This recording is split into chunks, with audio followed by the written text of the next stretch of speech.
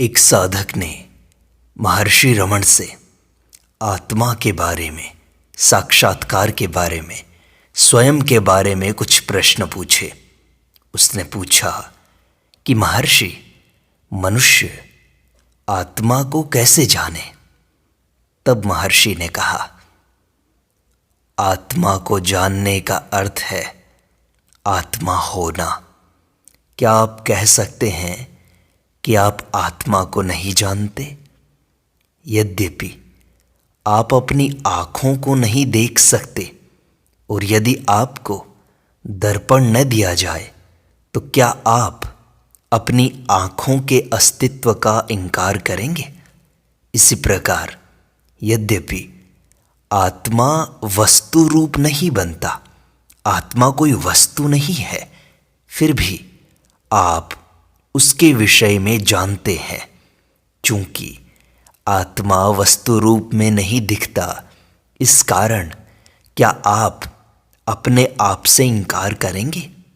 जब आप कहते हैं कि मैं आत्मा को नहीं जानता, तो यह न जानना सापेक्ष ज्ञान की दृष्टि से है। आपकी सापेक्ष ज्ञान की आदत इतनी प्रबल हो गई है कि अपने आत्मा को भी उसी सापेक्ष दृष्टि से देखना चाहते हैं। सापेक्ष ज्ञान के साथ आपका तादात्म्य इतना दृढ़ हो गया है कि आपका वर्तमान अहंकार प्रकट आत्मा को न जानने की मुसीबत का अनुभव कर रहा है, क्योंकि आत्मा को वस्तु रूप में नहीं देखा जा सकता। और आप पूछ रहे हैं कि मनुष्य आत्मा को कैसे जाने? महर्षि, आप होने की बात कहते हैं कि आत्मा होना है। क्या होना है? कैसे होना है? आपका कर्तव्य केवल होना है, यह या वह होना नहीं। मैं हूँ, वही मैं हूँ, पूर्ण सत्य है। निश्चल बनिए, इससे संक्षेप में पद्धति बताई जा रही है। निश्चलता का अर्थ क्या है? इसका अर्थ है अपने आप को नष्ट कर दीजिए, क्योंकि कोई भी रूप या आकार परेशानी का कारण है। मैं ये हूँ, मैं वो हूँ, इस ख्याल को छोड़ दीजिए। आत्मा का अनुभव करने के लिए सिर्फ निश्चल होना आवश्यक है। इससे और सरल क्या हो सकता है? इस कारण आत्मविद्या प्राप्त करना सबसे सरल है। केवल अपने आप का सत्य परीक्षण करने एवं जानने योग्य है। अपने ध्यान का लक्ष्य बनाकर मनुष्य को चाहिए कि वह उसे हृदय में जाने। मौन, स्वच्छ तथा मन की चंचलता से रहित चेतना में यह अपने आप का ज्ञान प्रकट होगा। समझिए कि जो चैतन्य निराकार आत्मा या अहम रूप में प्रकाशित हो रहा है और जिसे सत असत इत्यादि विचारों से रहित तथा निश्चल होने पर जाना जाता है, वही केवल और पूर्ण सत्य है। महर्षि, अहंकार का विचार मुझ में प्रकट होता है। मैं ये हूँ, ये तो मैं जानता हूँ, पर मैं आत्मा को नहीं जानता। इसे कैसे जानूं? यह सब मानसिक ख्याल हैं। इस समय आप एक गलत अहंकार से तादात्म्य कर रहे हैं, जो अहम विचार है। इस अहम विचार का उदय और अस्त होता रहता है, लेकिन अहम का जो सच्चा अर्थ है वह उदय अस्त से परे है। आपके होने में कहीं भी कटाव या विराम नहीं हो सकता। जो सोए थे वही आप जागे हैं। गहरी नींद में आपको कोई दुख नहीं होता, लेकिन अब है। इस समय ऐसा क्या हुआ जिससे इस फर्क का अनुभव होता है? नींद में अहम विचार नहीं था, अब है। सच्चा अहम दिखता नहीं और झूठा अहम आत्मा बनकर स्वयं को दिखा रहा है। यह मिथ्या अहम आपके सच्चे अहम के ज्ञान का विरोधी है। तलाश कीजिए कि यह झूठा अहम कहाँ से उत्पन्न होता है, तब वह लुप्त हो जाएगा। तब आप वस्तुतः जो हैं, पूर्ण सत्ता है, वह रहेंगे। महर्षि, इसको कैसे सिद्ध किया जाए? मुझे अब तक सफलता नहीं मिली है। अहम के मूल की तलाश कीजिए, बस यही एक काम आपको करना है। अहम विचार के कारण इस संसार का अस्तित्व जान पड़ता है। यदि अहम विचार समाप्त होता है तो दुख का भी अंत होता है।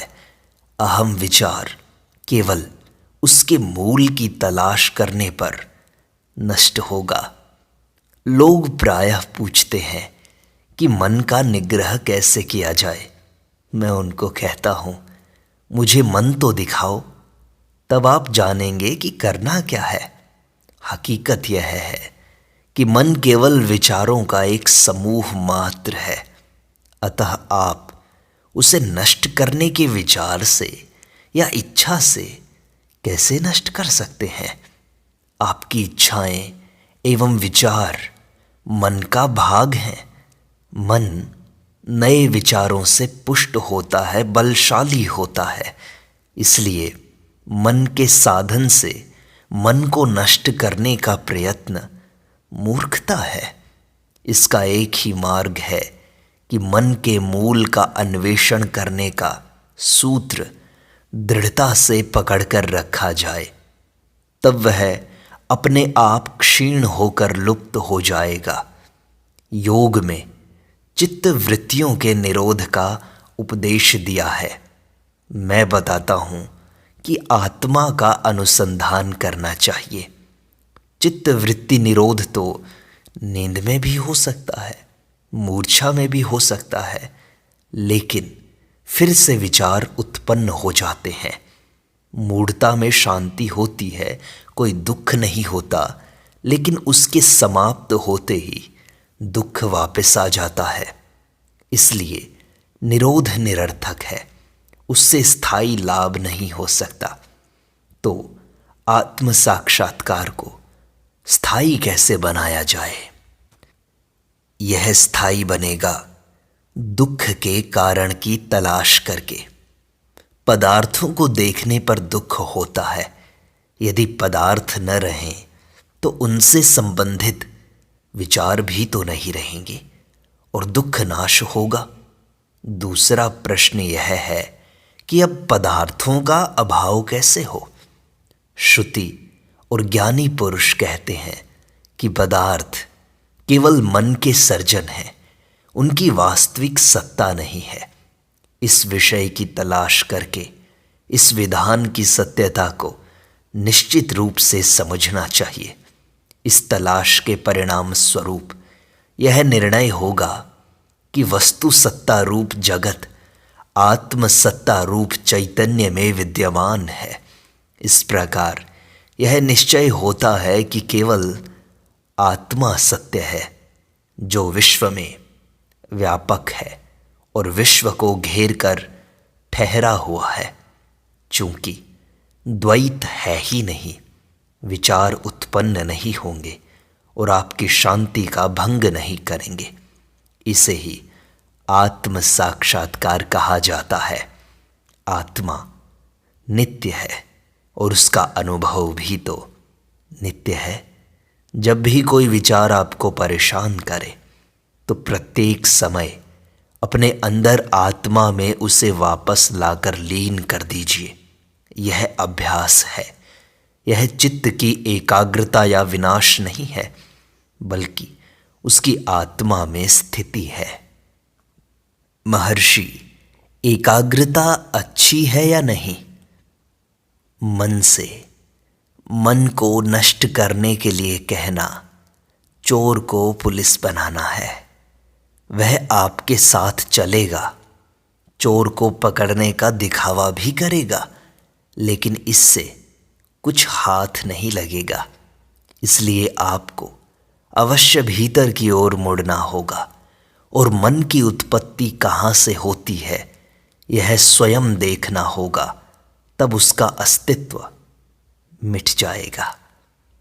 तो महर्षि, मन को भीतर की ओर मोड़ते समय भी क्या हम मन का प्रयोग नहीं करते?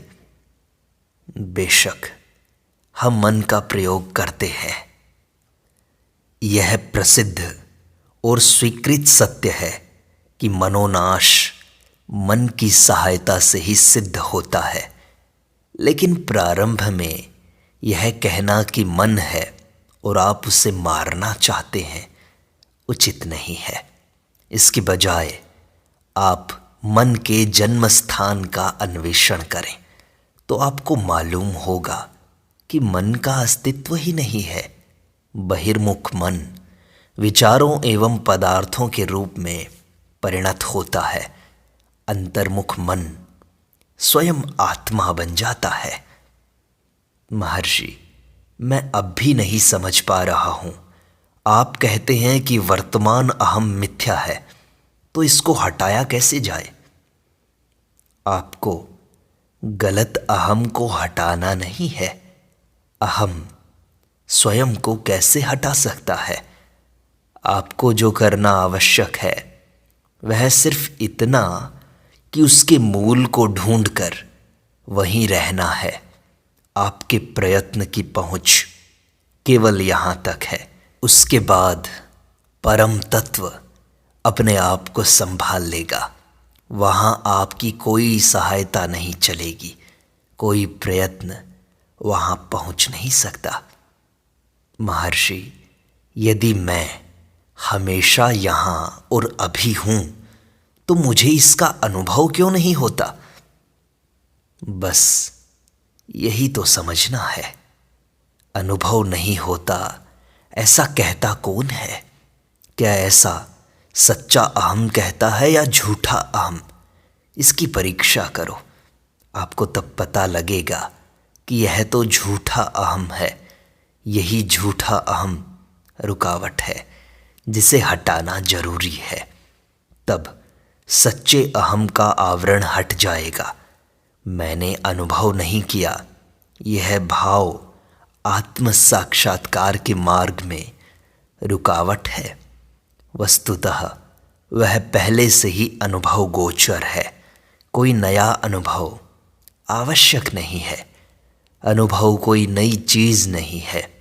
यदि वह अब तक अस्तित्व में नहीं था और उसे अब अस्तित्व में आना हो तो वह अनित्य होगा। जिसका जन्म है उसकी मृत्यु भी तो है। यदि अनुभव नित्य नहीं है तो उसे प्राप्त करना बेकार है। इसलिए जिसे हम ढूंढ रहे हैं वह ऐसा नहीं है जिसे नए सिरे से अस्तित्व में आना है।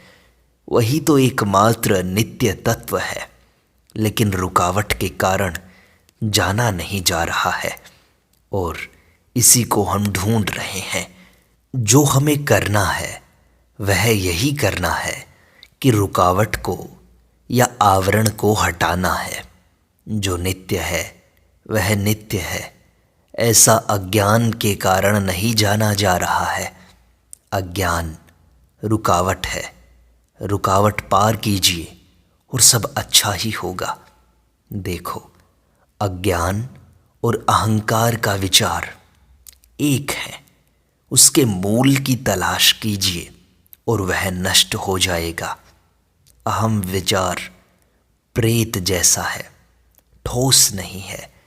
वह शरीर के साथ उत्पन्न होता है, बढ़ता है और नष्ट हो जाता है। देह भान मिथ्या अहम है। इसे छोड़ना हो तो इसके मूल की तलाश कीजिए। कोई दूसरा उपाय नहीं है। मैं हूं ऐसा शरीर नहीं कहता। आप कहते हैं मैं कौन हूं, इसकी तलाश कीजिए। इसके मूल का अन्वेषण करने से ही मन लुप्त हो जाएगा। तो महर्षि, मन कितनी देर तक हृदय में स्थिर रह सकता है या रखा जा सकता है? अभ्यास से इस समय को बढ़ाया जा सकता है।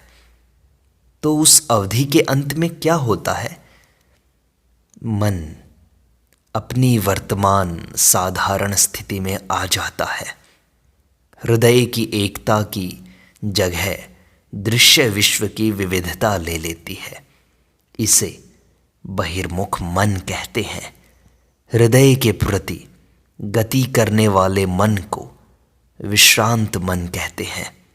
जब साधक हर रोज इस प्रकार के अभ्यास का अवधि अधिकाधिक बढ़ाता है तो दोषों के दूर होने से मन शुद्ध हो जाता है और अभ्यास इतना सरल हो जाता है कि शुद्ध मन जिस क्षण समूल का अन्वेषण प्रारंभ कर देता है उसी क्षण हृदय में लीन हो जाता है।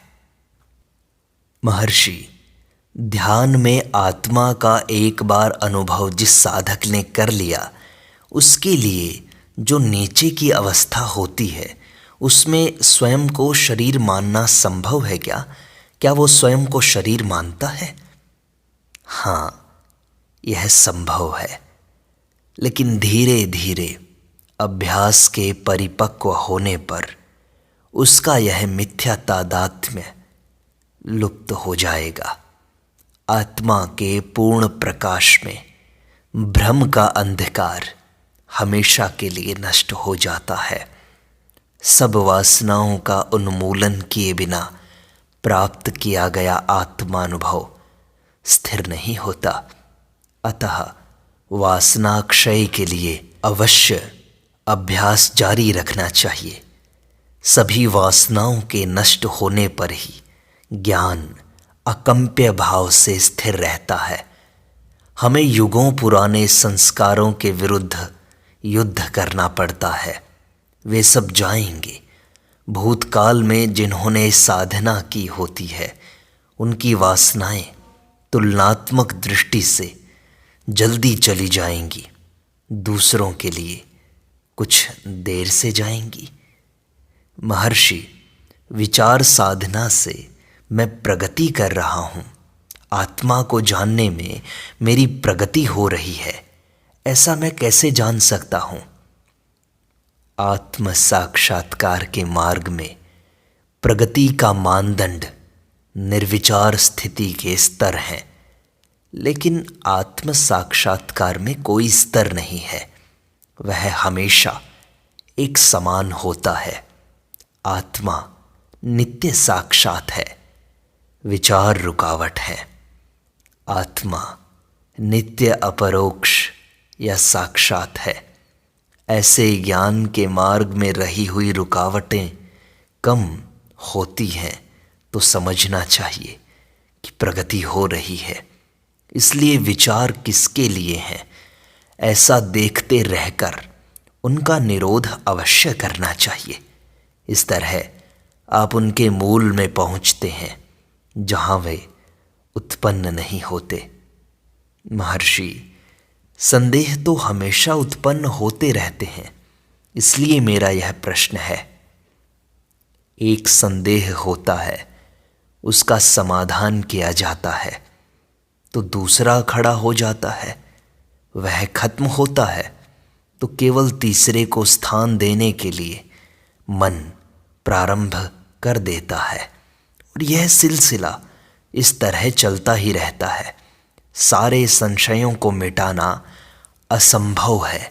देखिए कि संशय किसे होते हैं, उनके मूल में पहुंचकर वहीं बस जाइए तो वे उत्पन्न नहीं होंगे। संशयों को इस प्रकार ही नष्ट किया जा सकता है। महर्षि, क्या मुझे उत्तर दिए बिना पूछते रहना चाहिए कि मैं कौन हूं? कौन किसको पूछता है? विचार के दौरान भावना कैसी होनी चाहिए? यह आत्मा है या अहंकार है? मैं कौन हूं, इस अन्वेषण में मैं अहंकार है। प्रश्न का सही मतलब अहंकार का मूल या जन्म स्थान क्या है, ऐसा है। मन में किसी प्रकार की भावना आवश्यक नहीं है। जो आवश्यक है वह केवल इतना कि आप इस आकार प्रकार के, इस नाम के शरीर हैं इत्यादि भाव छोड़ देने हैं। आपके वास्तविक स्वरूप में किसी विशेष भावना की आवश्यकता नहीं है। वह हमेशा जैसे हैं वैसे ही रहते हैं। वह सत्य है, कोई भावना नहीं है। इसलिए जब भी आप यह विचार करें कि मैं कौन हूँ, तो इस प्रश्न पर ज़्यादा ध्यान दें कि इस मैं का उद्गम स्थान क्या है। यह मैं कहाँ से उदय होता है। मन का पहला विचार मैं का विचार है, और विचार कहाँ से प्रकट होते हैं इसको हमें ढूंढना है। इस खोज को निरंतर जारी रखो, तब आत्मा तुम्हारे सामने प्रकट हो जाएगी। आत्मा के सारे आवरण हट जाएंगे, मन के सारे संशय दूर हो जाएंगे। तुम निश्चल हो जाओगे, कोई दुख कोई कष्ट नहीं रहेगा।